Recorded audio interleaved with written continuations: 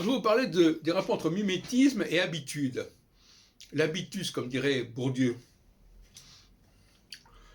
Par exemple, j'ai lancé la mode des congrès. Je dirais même l'habitude des congrès, l'habitude de se retrouver entre astrologues.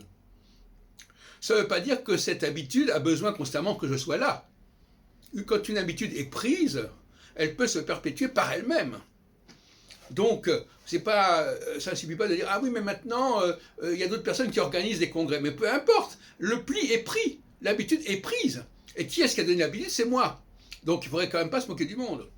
Effectivement, voilà, on crée des habitudes, et ensuite, eh bien, ça continue, ça se développe, il y a un besoin qui s'est créé, et ce besoin, il n'a plus besoin d'être suscité par le moteur initial. Ce n'est pas du tout nécessaire.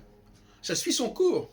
Et d'ailleurs, c'est intéressant cette théorie parce que finalement, même dans le niveau de la théologie, les choses suivent leur cours. Il y a un moteur qui lance le truc, qui déclenche la chose, et puis petit à petit, les choses vont continuer à se développer, et finalement, en l'absence même de celui qui a généré le processus. Et ça, on ne veut pas le comprendre parfois, peut-être de mauvaise foi. Donc, personnellement, les gens qui vont actuellement au congrès sont les enfants de cette période des congrès que j'ai animés dans les années 70-80.